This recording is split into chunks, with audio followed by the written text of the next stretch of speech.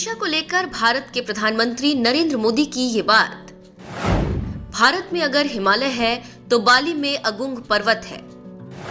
भारत में अगर गंगा है तो बाली में तीर्थ गंगा है।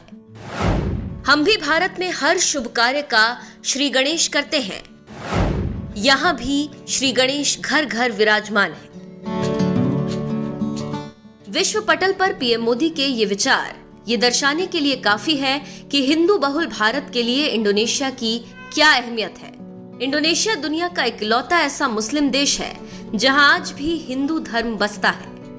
यहाँ की 87% आबादी मुस्लिम है, 10% ईसाई, 1.6% हिंदू और 0.7% बौद्ध धर्म की आबादी है।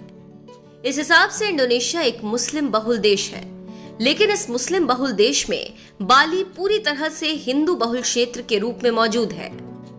आंकड़ों पर एक नजर डालें तो इंडोनेशिया के बाली द्वीप की कुल आबादी 43 लाख है, जिसमें से 84% आबादी हिंदुओं की है, 13% मुसलमान रहते हैं और 2.5% ईसाई यहाँ रहते हैं।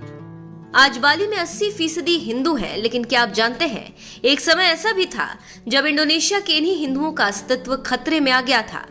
ये बात उन दिनों की है जब 7वीं शताब्दी में इस्लाम धर्म की उत्पत्ति हुई। उससे पहले इंडोनेशिया में 2 ही धर्मों का प्रभाव था, एक था हिंदू और दूसरा बौद्ध। लेकिन बाद में जैसे जैसे यहाँ इस्लाम धर्म का विस्तार हुआ, हिंदू और बौद्ध धर्म का प्रभाव कम होता चला गया और एक समय ऐसा भी आया जब बाली में हिंदुओं के सामने धर्म परिवर्तन का विकल्प रखा गया।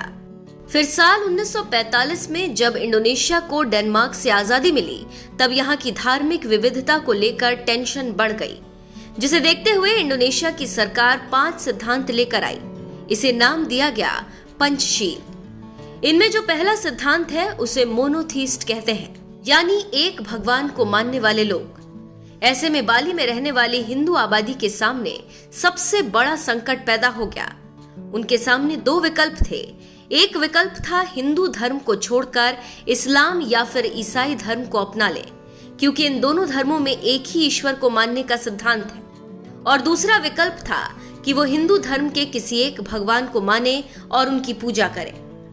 तब बाली के हिंदुओं ने ये तय किया कि वो धर्म परिवर्तन नहीं करेंगे, बल्कि हिंदू धर्म में ही रहकर एक ईश्वर को मानने का सिद्धांत अपनाएंगे, जो कि एक मुश्किल काम था।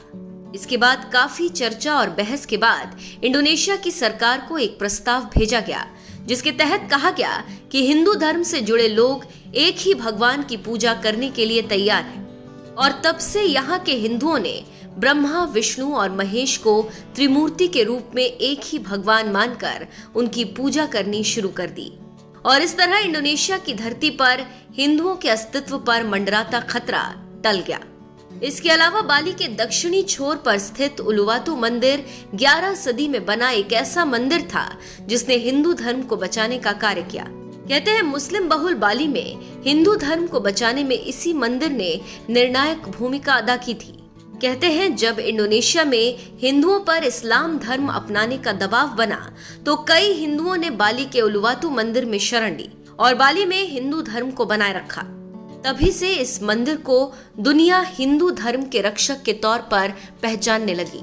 आज आपको इंडोनेशिया में जगह जगह रामायण और महाभारत का मंचन होता दिखेगा। इंडोनेशिया के हिंदू पूजा करते हुए दिखेंगे। इंडोनेशिया की धरती पर कई प्राचीन हिंदू मंदिर मिलेंगे।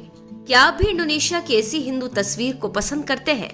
कमेंट करके जरूर बताइएगा।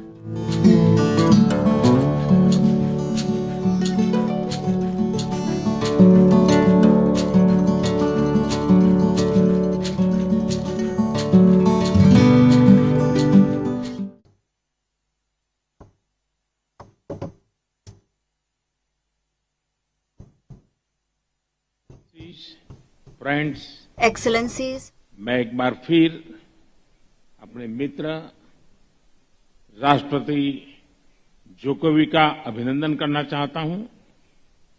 उन्होंने इस कठिन समय में G20 को कुशल नेतृत्व दिया है और मैं आज G20 समुदाय को बाली डिक्लेरेशन के अनुमोदन के लिए भी बधाई देता हूं। भारत अपनी G20 अध्यक्षता के दौरान इंडोनेशिया के सराहनीय इनिशिएटिव को आगे बढ़ाने का भरसक प्रयत्न करेगा।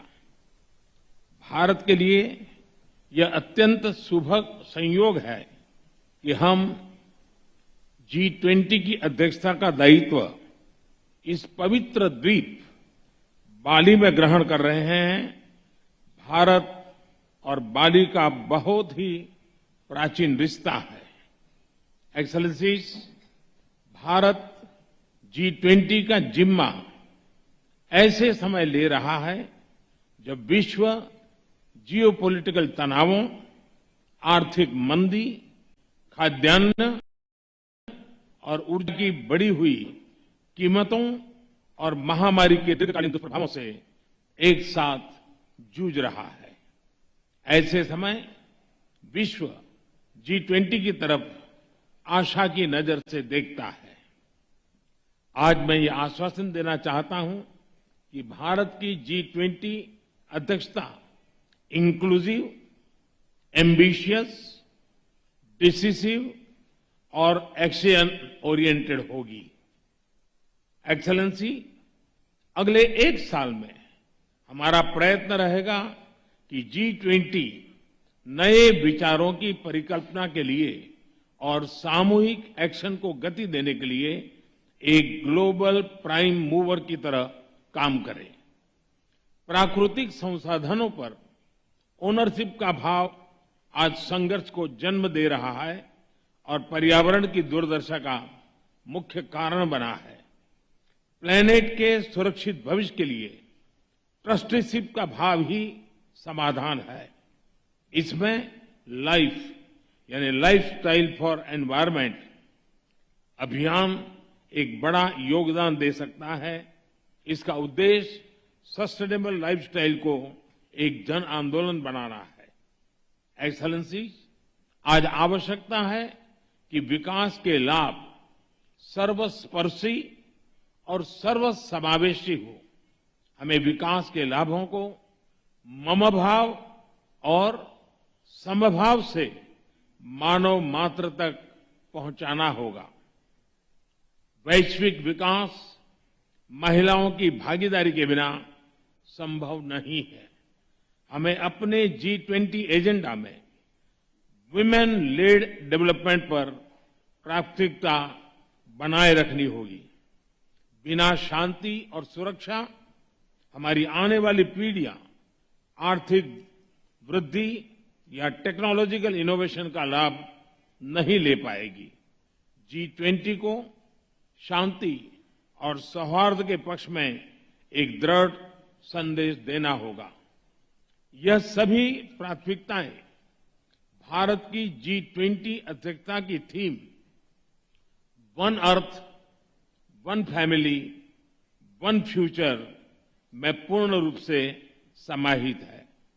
एक्सेलेंसी, G20 की अध्यक्षता ग्रहण करना हर भारतीय के लिए गर्व का अवसर है।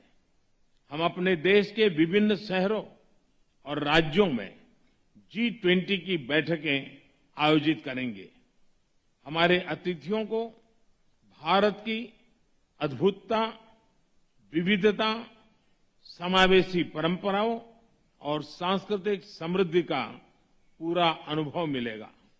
हमारी कामना है कि आप सभी मदर ऑफ डेमोक्रेसी भारत में इस अद्वितीय उत्सव में सहभागी होंगे।